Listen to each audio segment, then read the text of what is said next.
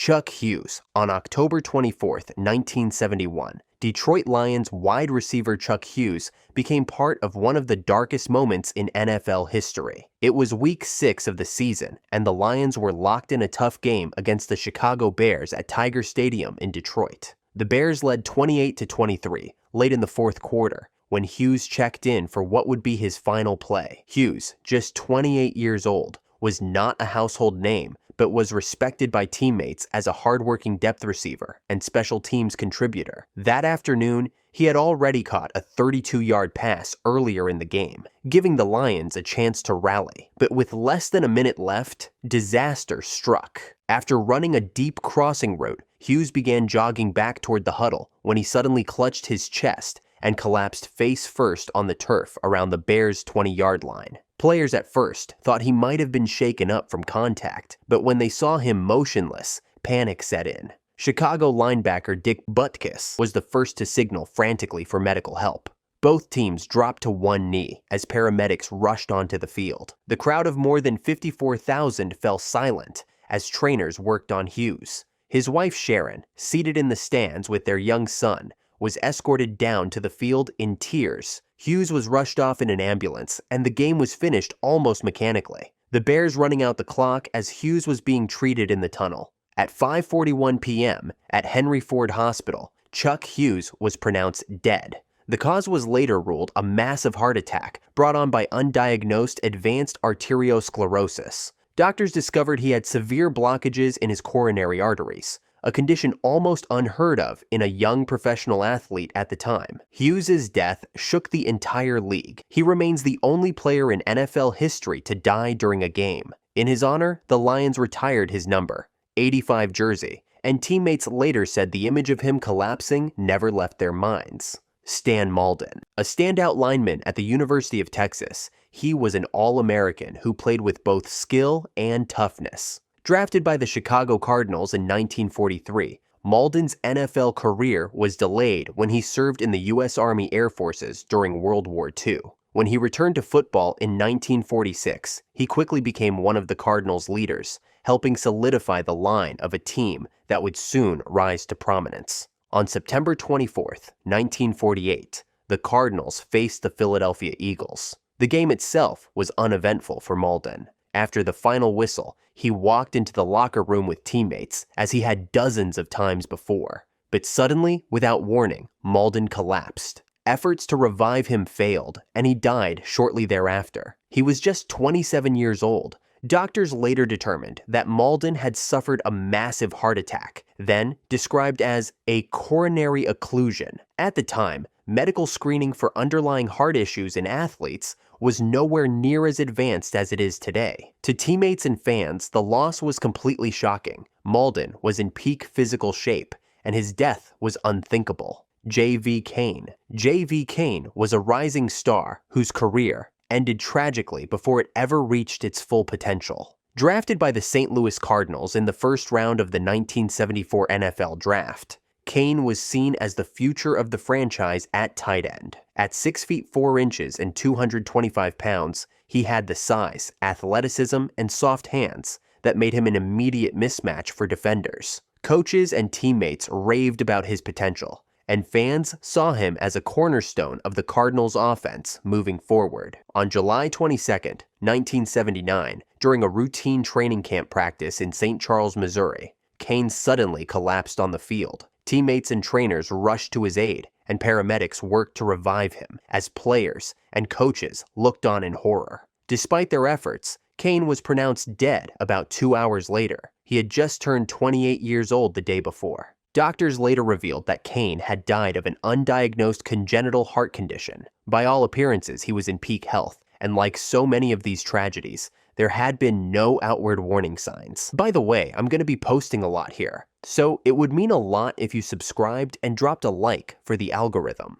Stone Johnson. Johnson was a world-class track star, an Olympic-level sprinter who had represented the United States in the 1960 Olympics. Known for his blazing speed, he transitioned to football, signing with the Kansas City Chiefs in 1963 to play as a halfback and kickoff returner. The Chiefs were excited to unleash his track star speed on the football field, envisioning him as a dynamic special teams weapon. On August 30th, 1963, during a preseason game against the Houston Oilers, Johnson returned a kickoff and was tackled awkwardly. He suffered a broken neck, a catastrophic spinal injury. Despite undergoing immediate medical treatment and being hospitalized, Johnson's condition did not improve. 10 days later, on September 8, 1963, he passed away at just 23 years old. Johnson had only just begun his professional career. He was so new to the Chiefs that his jersey didn't even have his name stitched on the back during that preseason game. His death devastated the franchise, which was still in its early AFL years, and the organization decided to retire his number 33 jersey in his honor. A rare tribute for a player who never played in a regular season game, Will Smith. Will Smith was a beloved figure in the city. Drafted in the first round by the Saints in 2004 out of Ohio State, Smith quickly became one of the team's defensive anchors at defensive end. Strong, fast, and relentless, he earned a Pro Bowl nod in 2006 and played a crucial role in helping the Saints win Super Bowl 44 in 2010, the franchise's first and only championship. But Smith's legacy wasn't just on the field. He became a leader in the locker room and was deeply involved in community work in New Orleans, especially in the aftermath of Hurricane Katrina. Saints fans saw him not only as a champion, but as a representative of their city's resilience. Tragically, on April 9th, 2016, Smith's life was cut short in a senseless act of violence. After a minor traffic incident in New Orleans escalated into a confrontation, Smith was shot multiple times and killed at the age of 34. His wife, Raquel, was also shot in the legs but survived. The news stunned the NFL community and devastated Saints fans. Smith's death was especially painful because of how much he meant to the team and city. The Saints held tributes in his honor, and his former teammates spoke about how he embodied toughness, loyalty, and pride in New Orleans. Mack Lee Hill. Hill was an undrafted free agent out of Southern University who signed with the Chiefs in 1964. Despite his low-profile entry into the league, he quickly earned the nickname The Truck for his powerful running style and ability to plow through defenses. As a rookie, he averaged an incredible 5.2 yards per carry, leading the AFL in rushing average. His combination of strength and speed made him an instant impact player, and by his second season, he looked like a budding star in the backfield. Late in the 1965 season, Hill injured his knee in a game against the Buffalo Bills. Doctors determined he needed surgery, and on December 14th, 1965, he underwent what was supposed to be a routine operation to repair the ligament damage. During the procedure, Hill suffered a sudden and fatal reaction, a blood clot that led to a massive embolism. Despite frantic efforts, he passed away during surgery at just 27 years old. The Chiefs were devastated. Hill was not only one of their best young players, but also one of the most respected in the locker room for his toughness and team-first mentality. His loss shook the entire organization, and to honor his memory, the Chiefs created the Mack Lee Hill Award, given every year to the team's most outstanding rookie. It remains one of the team's most cherished traditions. Dave Sparks. A former University of South Carolina star, Sparks was drafted by the San Francisco 49ers in 1951 before later joining the Washington Redskins as a guard and linebacker. Though not a household name, he was considered a tough, dependable player who was respected by teammates. On December 5, 1954, after a game against the Cleveland Browns, Sparks began to complain of chest pains. Thinking it was exhaustion or cramping from the game, he joined teammates for dinner. But as they sat down to eat, Sparks suddenly collapsed at the table. Medical staff and paramedics rushed to his side and attempted resuscitation, but their efforts were unsuccessful. Sparks died later that evening at just 26 years old. An autopsy revealed that Sparks had suffered a sudden heart seizure, what doctors then called a coronary spasm. At the time, such conditions were nearly impossible to detect beforehand, and Sparks had shown no outward signs of illness prior to his collapse. His sudden death stunned the Redskins and the wider NFL community, especially as it came at a time when the league was still relatively small and close-knit. Howard Glenn. Glenn was a guard for the New York Titans, the team that would later become the New York Jets. and had joined the franchise for its very first season in the newly formed American Football League. Just 26 years old, he was a promising athlete who had worked his way into a starting role. On October 9th, 1960, the Titans traveled to Houston to face the Oilers in sweltering heat. Glenn played the entire game, battling in the trenches under brutal conditions. After the final whistle, however, he collapsed. It was later revealed that Glenn had been playing with a broken neck, an injury likely sustained during the game. Because of the heat and the lack of immediate advanced medical resources on the field at that time, his condition went unnoticed until it was too late. Glenn died later that evening in a Houston hospital. His death was officially ruled accidental, the result of the broken neck compounded by the extreme heat and exhaustion. Glenn became the only player in AFL history to die as a direct result of injuries suffered during a game. The tragedy highlighted the limited medical protocols and sideline evaluations available in the early 1960s. Today, with modern concussion protocols, spinal checks, and immediate on-field care, it's unlikely such an injury would go undetected. But in Glenn's era, player safety was far less understood, and unfortunately, his passing served as a grim wake-up call. Willie Galimore and Bo Farrington. The summer of 1964 brought one of the most devastating off-field tragedies in Chicago Bears history. The team was fresh off winning the 1963 NFL championship. Optimism was high for a repeat run, and training camp in Rensselaer, Indiana, was in full swing. Then, in an instant, everything changed. On July 27, 1964, running back Willie Galimore and tight end Bo Farrington were driving back from town after a break from camp. Galimore was behind the wheel when the car lost control on a rural road and crashed. Both players were killed instantly. The news stunned teammates, coaches, and fans alike. Two young stars gone in the blink of an eye. Galimore, just 29 years old, had been one of the league's most exciting halfbacks. Known for his electrifying speed and elusive running style, he was a key part of the Bears' offense and a beloved figure in Chicago. Farrington, only 28, was a talented tight end with big play ability and one of the team's rising young pass catchers. The timing made the loss even more painful. Coming just months after the Bears' 1963 championship, the accident cast a dark cloud over the entire organization. Teammates described the locker room as eerily silent when George Halas delivered the news, and the Bears never truly recovered their momentum that season. In tribute, the Bears retired Galimore's number, 28 jersey, ensuring his legacy would always be remembered in Chicago. Farrington, though not as widely remembered, was equally mourned by his teammates and coaches. Darrent Williams. New Year's Eve of 2006 was supposed to be a night of celebration for the Denver Broncos. Instead, it became one of the darkest moments in franchise history. Darrent Williams was just 24 years old, a second-year cornerback out of Oklahoma State, who had quickly become a rising star in Denver's secondary. Drafted in 2005, he was dynamic, athletic, and had already earned a reputation for making big plays, recording 88 tackles and 4 interceptions as a rookie. Teammates and coaches saw him not only as a playmaker, but as one of the young, emotional leaders of the team.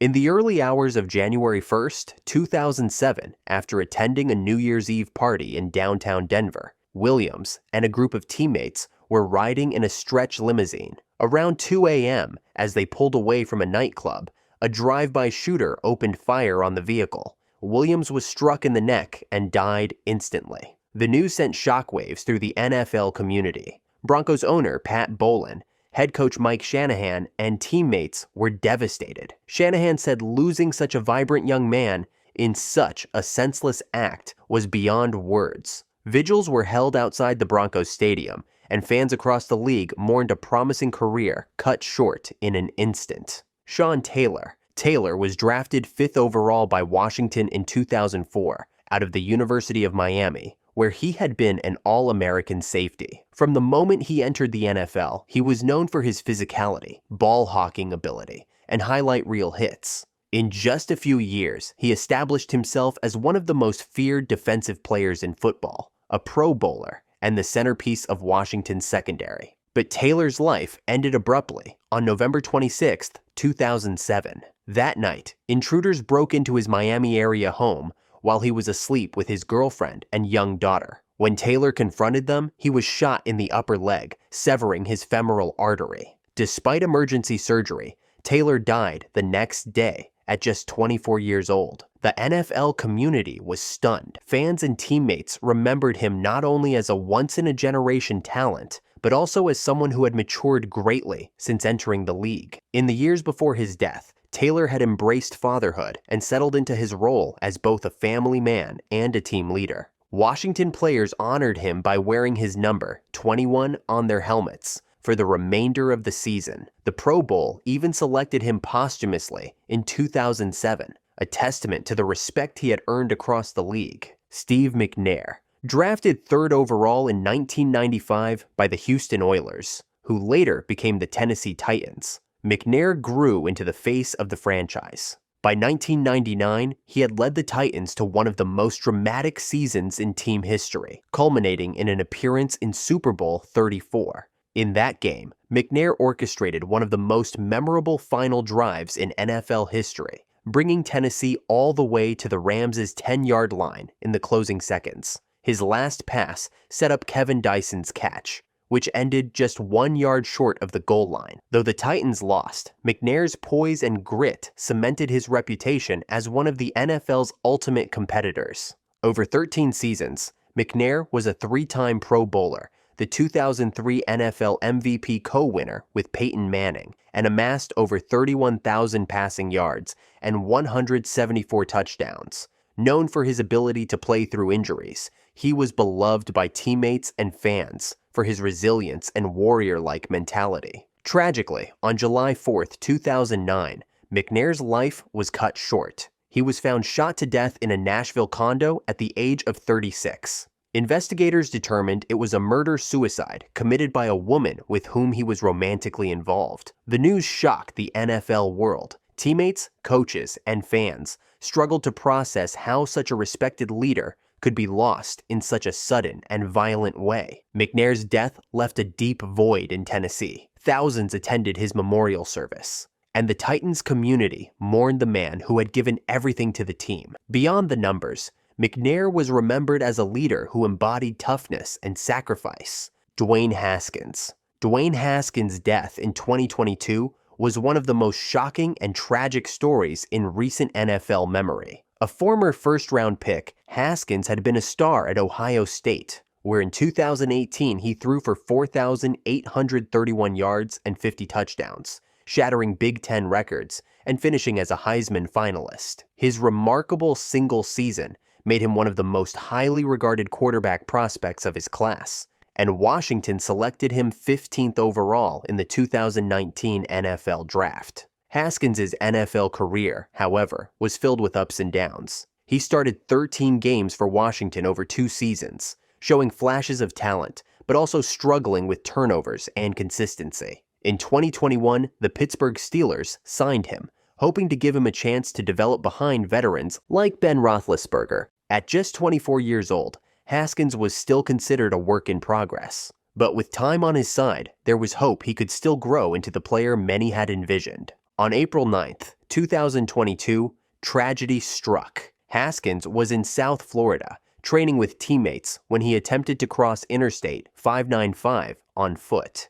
He was struck by a dump truck and killed instantly. The details surrounding why he was on the highway remain unclear, but the outcome was devastating. Haskins was just 24 years old. The NFL community was stunned. Tributes poured in from coaches, teammates, and friends, who remembered him not only as a talented young quarterback, but as someone full of life, always smiling and beloved by those around him. The Steelers and Washington both held memorials, and his former Ohio State teammates honored his memory publicly. Ryan Mallett. Mallett was a standout quarterback at the University of Arkansas, where his rocket arm and fearless style of play made him one of the most exciting passers in college football. In his 2 years as a Razorback starter, he threw for over 7,000 yards and 60 touchdowns, cementing his reputation as one of the strongest armed prospects of the 2011 draft class. The New England Patriots selected him in the 3rd round in 2011,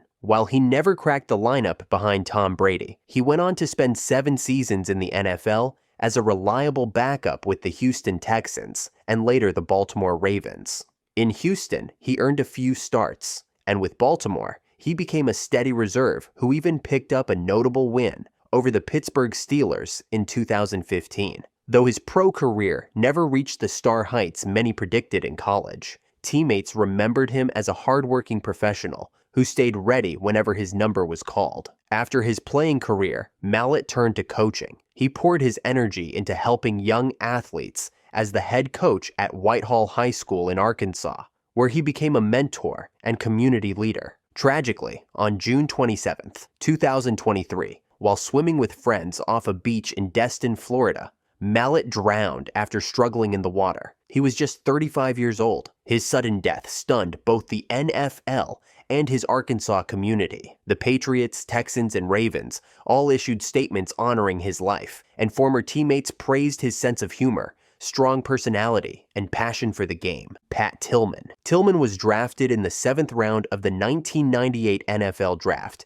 by the Arizona Cardinals after a standout college career at Arizona State. Undersized for his position, he made up for it with heart, grit, and relentless determination. As a safety for the Cardinals, Tillman quickly earned a reputation as one of the league's hardest hitters and most intelligent defenders. By 2000, he had set a franchise record for tackles in a season, becoming a cornerstone of Arizona's defense. But Tillman's legacy went far beyond football. In the aftermath of the September 11th attacks in 2001, he made an almost unthinkable decision. At the peak of his NFL career, and just after signing a lucrative contract, Tillman walked away from football to enlist in the U.S. Army, along with his brother, Kevin. He said little publicly about the decision, but his actions spoke volumes. He chose service and sacrifice over fame and fortune. Tillman served multiple tours in Iraq and Afghanistan, earning respect from fellow soldiers for his toughness and humility. But tragedy struck on April 22, 2004, when Tillman was killed during combat in Afghanistan at the age of 27. Initially, the Army reported that he died in a firefight with enemy forces, and his death was hailed as a heroic sacrifice in battle. Weeks later, however, the truth emerged. Tillman had been killed by friendly fire. Accidental gunfire from his own unit. To make matters worse, the Army admitted to covering up this fact in the immediate aftermath, fabricating a story of heroic combat to preserve a narrative. The revelation devastated Tillman's family and led to a congressional investigation into the handling of his death. The NFL honored Tillman's memory, with the Cardinals retiring his number 40 jersey and the league establishing tributes in his name. The Pat Tillman Foundation was later created to provide scholarships and support for military veterans and their families, ensuring his legacy continues to inspire. Walter Payton. Drafted 4th overall by the Chicago Bears in 1975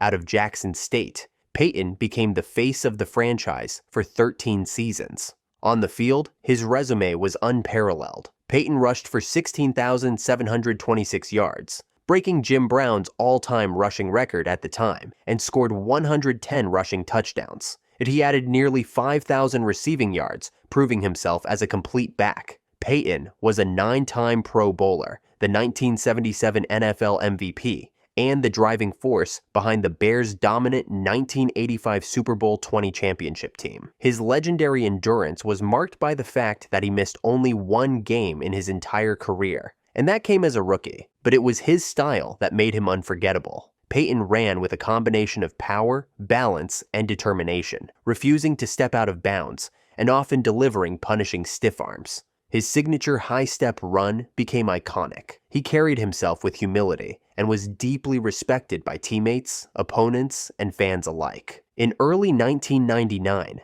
devastating news emerged. Payton revealed he had been diagnosed with primary sclerosing cholangitis, a rare liver disease that led to bile duct cancer. Despite his illness, Payton showed incredible courage, appearing in public to raise awareness for organ donation and inspire others. His frail appearance shocked fans, as the once indestructible sweetness was visibly weakened. On November 1, 1999, Walter Payton passed away at just 45 years old. His death sent shockwaves across the NFL and the city of Chicago. The Bears retired his legendary number, 34 jersey, and tributes poured in from across the world of sports. Before a Monday Night Football game at Lambeau Field, a moment of silence honored him, a rare gesture in the heart of Bears-Packers rivalry. Today, Payton's legacy lives on not only through his highlights and records, but through the Walter Payton NFL Man of the Year Award, given annually to a player for excellence on and off the field,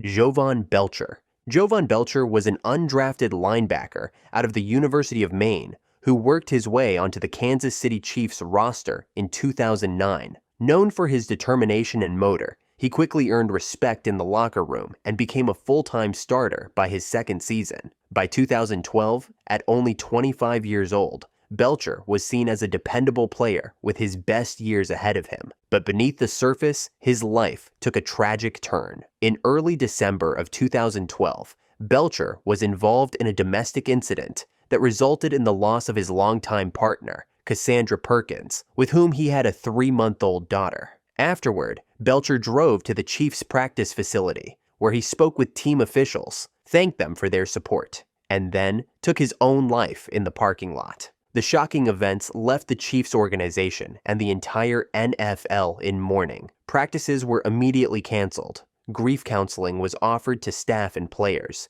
and tributes to both Perkins and Belcher followed. The next day, in an emotional moment, Kansas City played and won a game against the Carolina Panthers, dedicating their performance to healing as a team and community.